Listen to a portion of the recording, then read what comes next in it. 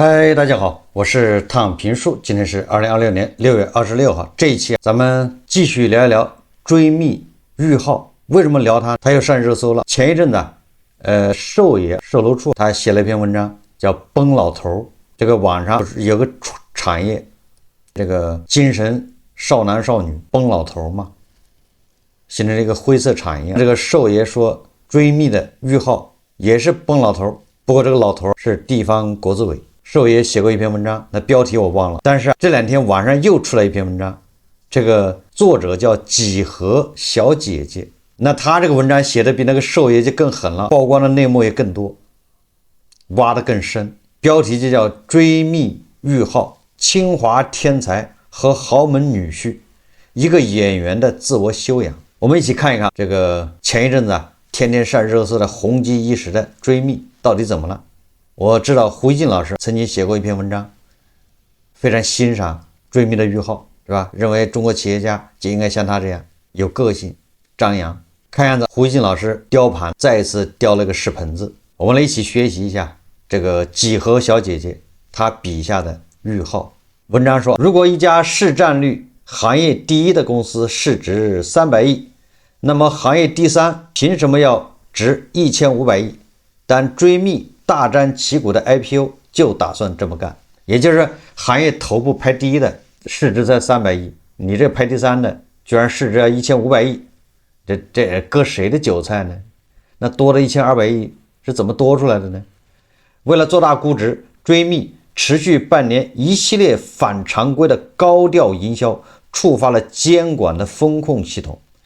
就在追蜜嘗試以700億 IPO 估值在一級市場賣老股，實現第一波套現的關鍵時刻，6月5日，追蜜創始人玉浩正式拿到資本運作殼公司叫佳美包裝控制權的當天，地方政府開始盤他的家底了。你看人家搖身一變，對吧？就拿下了上市公司佳美包装，準備割韭菜了。6月22日，追蜜澄清追蜜汽車 CEO 離職傳聞，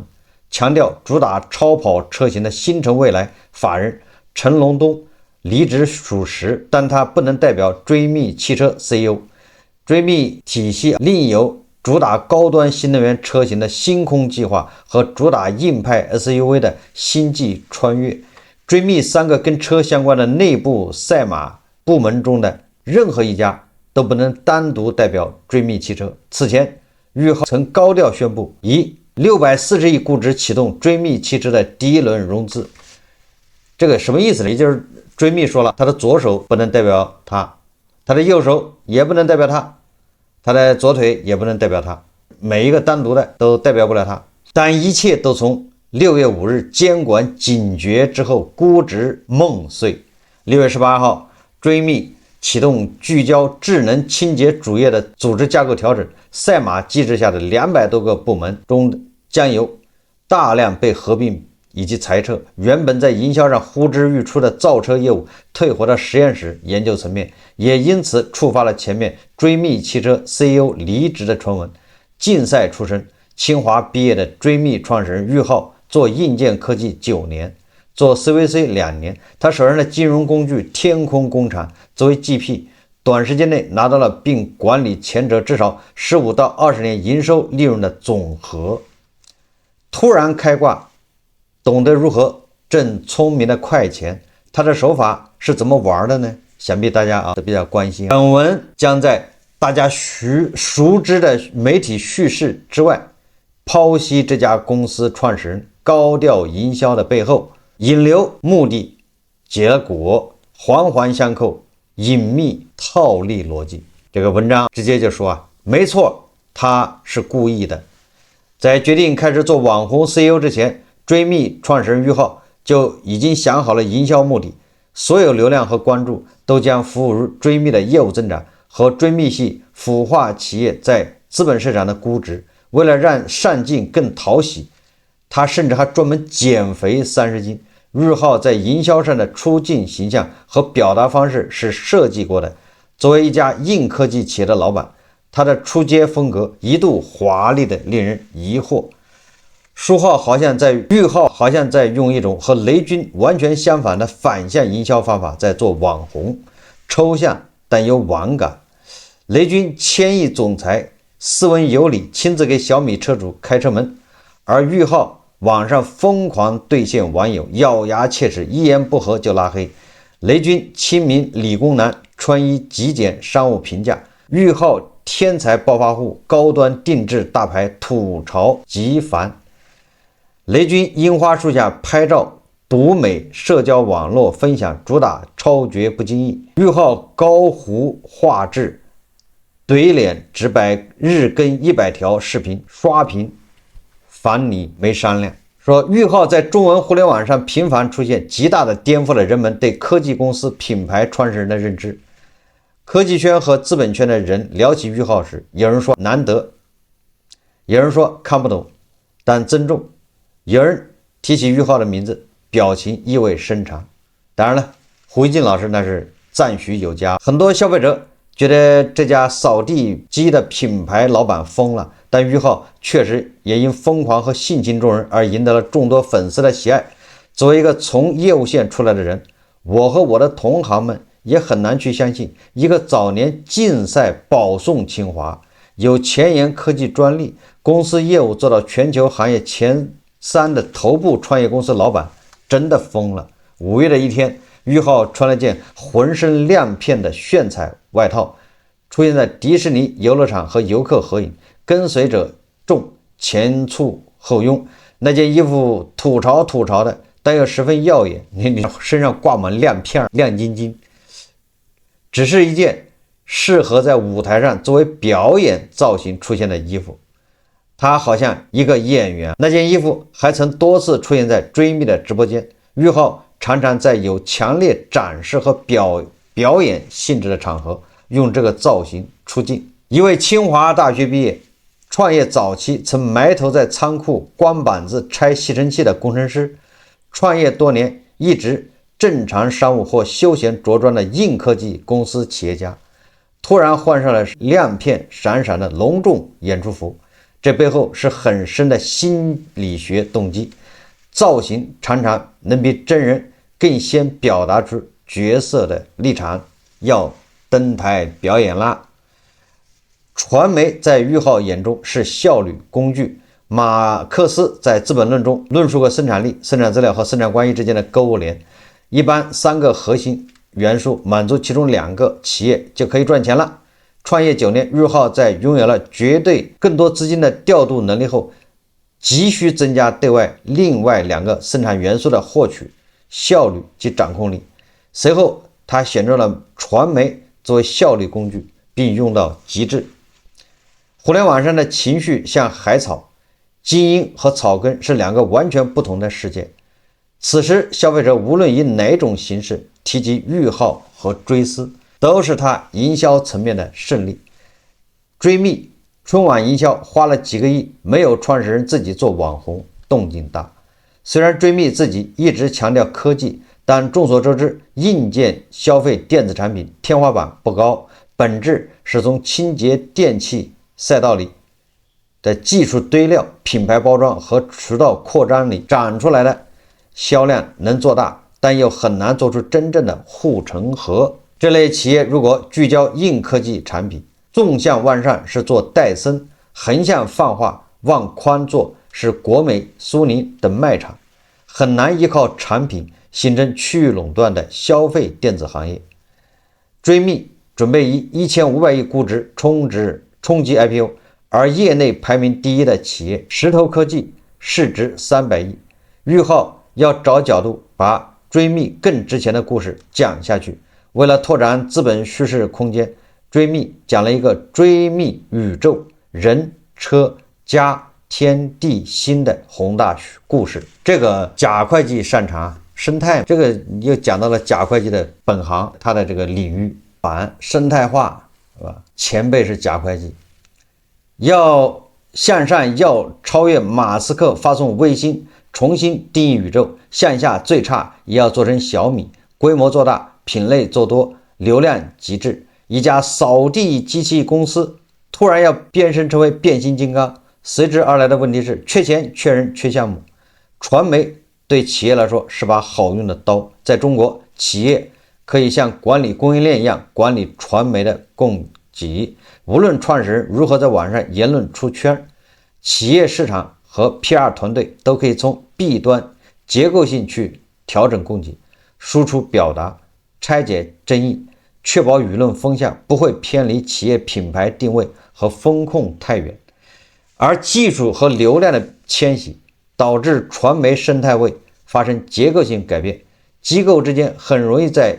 商言商，唯一的变量可能是那些數量龐大又不好量化的自媒體。財經自媒體售樓處，我們文章開始時介紹的叫清華天才崩老頭一文的爆火，直接將崩老頭這樣一個代表精神小妹的標籤貼給了玉浩和追蜜。文中稱追蜜四處鋪攤子，是盯上了地方政府的產業基金，正在通過金融手段為政府的績效茶杯造蓋子。追蜜方面第一時間回應並指責文章是造謠抹黑。幾天後，玉浩主動宣布減少個人 IP 的刷屏是內容輸出。對於追蜜來說這不一定算輿情範疇，更準確的定性是決策必須這麼做後的計劃內損失。追蜜在中國和海外的傳媒策略完全不同，在中文互聯網一度极盡誇張，玩命營銷，語不驚人死不休。在海外他們則非常慎重，走的是古典穩妥高端超級廣告投放路線。那當然了，你在海外你亂說賠死你，在中文互聯網你只要不說那方面的，你隨便吹沒人管，或者管也不要緊。玉浩五一假期在国內天天發小視頻，一天能发100余条，但他却有意缺席了在硅谷連開4天的追蜜主場年度豪華發布會，寧可花大價錢請各路營銷明星幫追蜜站台，也絕不用自己的臉為追蜜突然的宇宙敘事全球背書。追蜜各部門負責人上台發表業務演講時，在現場全是外國人，演講嘉賓有提詞器的前提下，不少人出現英文蹩腳卡殼，甚至直接停下來的沉默尷尬場面。一位當日在現場參展的華人企業家表示，這家中國企業的會務能力和他們 PPT 裡呈現的宏大敘事在現場給到參會者極大的落差，而國內媒體發自洛杉磯的報道裡則是極盡渲染場面之宏大，場館之豪華，媒體和公眾之間的信息差。媒体你花錢对不对？人家就說你好話。在中國10幾億用戶被線上流量統一裹挾和規訓，住在各種各樣的信息繭房裡，對應的線上生態也因此衍生了一條捷徑，可以通過網紅企業家 IP 的打造匯聚流量並打造品牌，這是一條被規劃好的路線。對於玉浩本人來說，大部分人喜歡他或討厭他並不重要，他要的只是關注，也就是黑紅也是紅，黑粉也是粉，這種概念。他很明確的，他和追蜜能通過各種渠道把拿到的關注變現。文章第3部分說，他說高調營銷雇主品牌的背後，崩老頭事件後，玉浩和追蜜繼續實踐網紅營銷式用戶增長策略。5月宣布公司出7000萬預算，請5萬員工及家屬去迪士尼遊玩。於浩還特別強調了是工作日全員帶薪出遊。那這個跟網紅超市不一樣嗎？他說賺錢要大家一起花，我自己花不完，這個有大愛。營銷需要有傳播，這裡追蜜學習了車企營銷的 KOC 矩陣打法。5月23日，大量硬件、汽車、數碼領域的受邀和於浩及追蜜員工一起出現在迪士尼樂園，隨後海量的內容出現在社交網絡，在微博、小紅書和短視頻等內容平台上形成瞬時密集討論，海量的这個報道話題一下就出來了，形成流量也上熱搜。迪士尼的遊客每晚9點半開始清場，當日佩戴追蜜遊園手環的人可以延遲到夜裡11點。這是追觅超能力鈔票超能力下的大客戶特權。受邀博主紛紛表示體驗良好。他們說，以往接到企業邀請函時都是出差和工作，追觅不一樣，追觅是帶我們純玩。俞浩5月接受財經媒體專訪時，也似乎更有意呈現一個有錢任性的新銳短劇霸總形象。自己某天深夜突然想吃夜宵，順手撒500萬人民幣請員工一起夜宵，想加薪時直接拉群，瞬間給幾個團隊直接加薪了幾千萬。這都是真的嗎？不知道，這個我覺得網紅超市要學一學。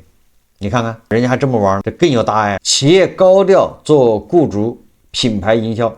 主要是為了迅速招人。真實的商業過程裡，組織崩過，供應鏈炸過，現金流空過，人撕過，產品廢過，這些事永遠不會出現在精修後的創始人奮鬥史裡。大手大腳花錢的另一面，追觅又非常缺錢、缺人、缺項目。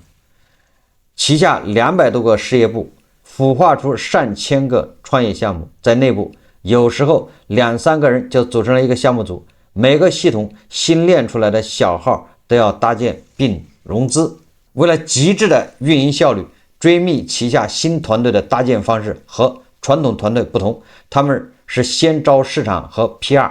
接着招能帶項目和能拿融資的關鍵員工，最後才開始招技術和產品等業務部門，也就是先營銷，然後後面去吹牛，拿到融資，再招核心技術產品。不錯，此前多家招聘网站上可以看到，追觅掛出50%左右的市场和 PR 崗位，另外幾百個事業部所有招聘崗位加起來占另外的50%，也就是他主要是招这個宣傳部門。怪不得胡锡進老師喜歡營銷嘛，宣傳。追觅願意溢價招人，俞浩對人的審美是精英式的，要求團隊第一象限的招第一象限的人，要麼是行業最头部企業背景，有成熟的業務經驗，要麼頭部最好的那幾所學校的人，獵頭渠道在傳。清華應屆畢業生70萬年薪，從華為挖人1.5倍年包，從車企挖人漲薪20%到50%。帶着成熟團隊和有效業務跳槽的部門負責人，在追觅特別搶手，常常一個候選人同時收到追觅旗下的好幾家公司來聯繫，也就是追觅旗下這些事業部開始互相挖了，甚至一家公司多個崗位的不同業務 HR 同時來聯繫。業內人士稱，追觅在蘇州創業，早期幾乎把科沃斯挖空了，導致老錢總報警，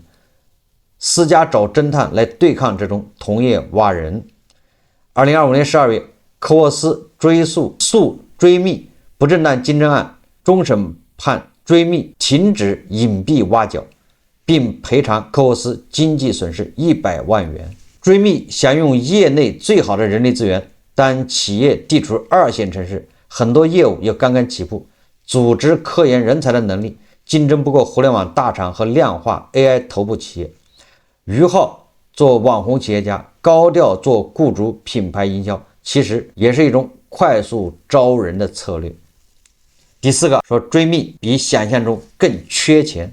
追觅是一家背後跟着幾十家投資機構，2023年還在融資，近2年才開始高速增長的創業公司，但他們的市場營銷策略卻極為激進。僅2026年第一季度，開年4大營銷活動成本投入高達8億元，就是投8個億在營銷上面，具體包括上春晚、投美國超級碗黃金時段廣告，在國際消費電子展及中國家電及消費電子博覽會大手筆亮相等，一下就能砸出8個億，這全在營銷上面。當然了，他的理論也比較簡單，你上了春晚，機器人就能火。那我上春晚，我這掃地的、剪鼻毛的，那都能火啊，就這麼簡單粗暴嗎？世界杯，追觅全球代言人簽約了 C 羅啊，業界傳言簽約費高達上億元。中國區簽了劉亦菲、張凌赫等一眾明星，保守估算上半年營銷費用可能已超過10億元。這錢扔水裡了，給他帶來了什麼呢？5个月花掉掃地机企業1年的利潤，跟追觅公司的主營業務營收嚴重不匹配。5個月花掉10個億，那你這10個億你得回來，通過哪兒回來？顯然不是通過他的主營業務，那就通過崩老頭唄，去各地國資委融資講故事。追觅是一家在掃地機領域排名第3的企業，排名第2的石頭科沃斯是上市公司，有經審計的數據可供參考。所以說有些沒上市的公司啊，他說他賺了多少錢，他說他發多少錢，只能是你看看就好了，沒有一個標準的，沒人審計，就是審計了也不可信。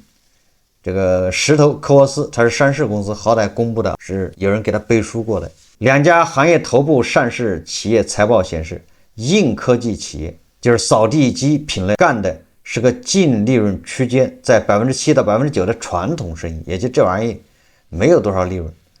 需要龐大的資金盤幾百億，高昂的營銷費用幾十億或大幾十億，一定的人才密度，獲取7%到9%的利潤。2025年規模淨利潤，石頭科技是13.6億，科沃斯是17.5億。2家掃地機企業的運營趨勢呈現出營收逐年遞增，但規模淨利潤連續3年呈下行的趨勢，也就是毛利率越來越低，整個行業增收不增利。追觅作為非上市公司，追觅還沒上市是嗎？這我都不知道。營收口徑主要來自於企業自己的對外披露。2024年追觅的媒體口徑是營收150億，到了2025年，追觅對外的媒體口徑暴增至營收400億，給到媒體財新的口徑是全年利潤30億，那比那個石頭和科斯沃加起來還多。行業第3披露出來的營收數據比行業第1、第2加起來還要高，不符合邏輯。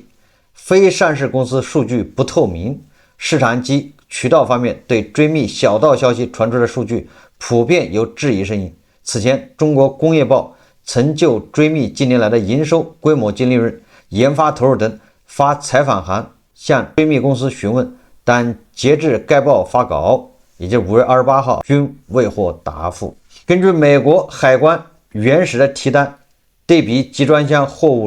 物理重量，石頭科技北美出貨率是追觅的4倍，可量化市場第1和第3之間實實在在的物理差距。有第三方專業機構根據市場份額、行業利潤空間、追觅員工和銷售費用等方面做過統一測算，追觅去年利潤在10到15億元，和同行業的石頭頭部企業石頭科沃斯利潤大致相同，但這和追觅方面口徑不一致。市場信息認為追觅的歐洲故事為真，但北美故事可能是被高估的。隨着整個掃地機行業的市場增量空間逐步收窄，為搶佔更高的市場份額，各家在渠道也採取了低價鋪貨、渠道壓貨、營銷式刷單等方式在內部內捲競爭。掃地機行業的錢越來越難賺。俞浩畢業娶了江浙滬硬件大佬的女兒，岳父是江蘇省知名企業家，其岳父的企業1999年創辦，以生產電動工具擅長，產品暢銷全球，年營收70億。小紅書上有很多俞浩家鄉的用戶，喜歡爭論俞浩岳父是當地首富或者富豪榜前3之類的話題。這些話題讓俞浩不悅，清華天才和豪門女婿。俞浩喜歡營銷自己是清華天才，但他不想營銷豪門女婿身份。其岳父的企業在江蘇做得很大，當地人提起俞浩想到的並不是追觅公司的老闆，而是某某某電動的女婿。跟今天俞浩不時瘋瘋癲癲的網絡形象不同，俞浩在從0到1創辦掃地機業務上一直很專注，並不冒險。在創投沒找到 MVP 之前，他們甚至做了很多外包的髒活來保證團隊活下來。俞浩清華航院畢業，是中國最早的4旋翼無人機及3旋翼開發者之一。媒體拜訪他的公司，發現他辦公室顯眼處粘貼着飛機圖片。早年幫他拿到技術專利的3旋翼無人機在技術上很炫，但落到應用上，直到今天都不是主流選擇。有些產品設計物理上可以成立，在衝獎上是可以高光，但商業上走不下去。俞浩很清楚自己的邊界在哪裡。在做掃地機前後，俞浩也曾嘗試過平衡車創業，結果並不理想。後來追覓掃地機的從零到一，也是拆了戴森機器後降本增效，重新研发裡面的一個核心部件10萬轉高速馬達開始的。這是一個很務實的路徑。俞浩的起家靠的是個人天賦加岳父早期供應鏈資源加市場化創投時代的融資紅利。雖然俞浩本人從沒公開承認過這層關係，但行業和媒體都默認做實業的岳父在追覓早期給了資金、供應鏈、產業資源全方位加持。不過俞浩非常討厭微博和小紅書網友說他是贅述婿或女婿。在俞浩的社交賬號評論區，網友提及岳父或女婿等關鍵詞會被拉黑。俞浩老家是南通市海門區鎮隅鎮的，小學和初中都在農村讀的。他母親以前身體不好，常去鎮上衛生院看病。後來他有錢後，給鎮上的學校和衛生院捐了幾百萬。俞浩做網紅惹爭議後，他家鄉的公益志願者在網上說年前有個助力老少邊窮地區中學生去北上廣上市公司行的活動，看到募資名單裡俞浩也位列前茅。雖然俞浩在互聯網上顛顛的，但他實打實做事了，這一點超不了。崩老頭事件之後，俞浩似乎決定把一些原本沒打算說出來的話說出來。自媒體以個人身份去了他的老家，得到俞浩父母的熱情招待，一些新的增量信息通過俞浩父母的視角講述出來。俞浩父母家中放着俞浩結婚時女方父母贈送的紅木家具。俞浩父親表示，兒子結婚時雖然家庭背景是窮小子，但是他自己有出息，自己用在校拿獎和科研專利準備了彩禮100萬。岳父一家是看上他的人和他的才華，這個細節似乎在回應業內近期在傳的俞浩離婚傳聞。為了籌備追覓 IPO 的俞浩資本動作密集。此前資本圈的人透露，俞浩夫妻已離婚，並做了一些切割。6月5日那天究竟發生了什麼？2020年6月5日注定是一個讓俞浩難忘的日子。追覓作為一家正在衝刺700億估值的公司，創始人俞浩被禁言的當天，地方政府開始盤他的家底了。6月5號那天，社交媒體上不是傳言俞浩被禁言了嗎？作為一個一天發100條，對吧？社交媒體的人，以社交媒體來營銷自己的人，結果被禁言，這不就是當頭一棒嗎？挨了一悶棍。6月5日的信息面看多追覓的部分是，當天俞浩正式拿到佳美包裝的實控權，開盤股票漲 7%。追覓掃地機出貨量在 IDC 報告中首次登頂了全球銷量和銷額雙第一。因為他不是上市公司，所以說他想說多少是多少。但當日看空追覓的信息更多。首先是那天追覓創始人俞浩的微博顯示出禁言狀態，禁言理由是違法相關法律法規。其次，財聯社證實了追覓系業務被政府重點關注和排查，重點強調了對財政及國資投入部分和國資走向的關注。第三，6月5號當天，由國務院辦公廳印發的關於加強監管、防範風險、促進私募投資基金高質量發展的指導意見。文件明確要求嚴控新設政府投資基金，收縮審批權限，防範系統風險。當晚，在國務院指導文件下發、創始人禁言、企業被所在區域定向清查等一系列多米諾骨牌效應之下，追覓旗下金融殼公司佳美包装尾盤跌停。一系列突發事件給追覓正在進行中的700億估值的 IPO、1500億估值進度條注入了變量，將直接影響追覓的估值和俞浩創始人老股的套現。6月5號這一天，佳美包裝的股民們成了追觅資本局的接盤冤大頭。當日龍虎榜數據顯示了資金走向，機構在賣，散戶在接，且絕大多數散戶處於虧損狀態。很好，你相信俞浩，就像香港的什麼股票相信錢一樣的，没毛病，你去接盤，人家割你一个愿割一个愿挨，不挺好的嗎？截至3月31日，佳美包裝股東數10萬人，較上期暴增 82%， 人均持股也從之前的 1.6 萬驟降至1萬股。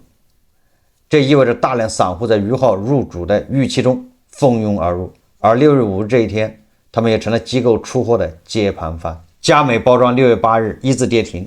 贏家是提前鎖定退出價格的老股東和拿到 A 股控制權的俞浩。6月8號這一天，追觅金融殼公司佳美包裝在股價腰斬的前提下，質押半數股權，尋求銀行貸款，也就是俞浩把自己的股權押給銀行貸款。至此，一直宣傳錢多的花不完的追觅開始缺錢了。也不缺錢，怎麼把股票質押出去貸款呢？文章最後說，一個演員的自我修養。2024年到2026年2年期間，追觅一共傳出了超過7次 IPO 資訊。IPO 地點傳過美股、港股、A 股、科創板等。2026年春節前後，俞浩高調營銷之下，追觅系 IPO 的故事也越講越大，市場和投資人也一直在觀望，誰會為放衛星之外看起來產業清晰的640億估值融資追觅汽車買單？一位產業投資人說，最後誰真的會拿出200億造車，這才是真正的站台。後來大家一起等來的是地方政府集體盤追觅的家底。6月5日之後，追觅公司運營突然轉向。6月18日對外宣布，含汽車在內的幾百個業務開始收縮。但各地政府的審慎和市場爭議並不會讓一個符合規定、精密設計的金融模型瞬間崩塌。產業基金可以出風控、復盤和倒查追觅，但地方資本的出資有合同約束，不會一夜之間全部斷掉。俞浩和追觅還有時間換空間的餘地。此前，俞浩的高調營銷並非發瘋，自始至終都在服務於企業流量、組局套利的業務需要。熱炒流量和追觅的坐莊角色之間也有關聯。沒有流量和傳媒的煽風點火，追觅設計的這套資本運作就無法高速匹配資源，交付利潤。俞浩在這個資本棋局裡錦衣華服，盛裝登台，沒有包袱。他做了一個聰明人所能做到的一切。賭場裡有一個慣用的心理博弈，哪怕手裡無任何贏牌潛力，也能靠下注制造強牌的假象，營造手握天牌的壓迫感。他不違法，卻十分好用。而賭博的終極奧義並不是搞假，而是抽水和收租的邏輯。只要莊家在棋局的規則中設定了收租，玩家入局玩久了，大概率是散戶錢沒了，莊家勝。一直以來，追觅和俞浩打的都是明牌。這個就是幾何小姐姐寫的一篇文章，這個比壽爺寫的更加詳細。6月25號，根據財新今日報道，微博賬號被封越獄後，追觅科技創始人俞浩6月24日現身大連夏季達沃斯現場，表示目前其個人社交賬號已被追觅公司接管，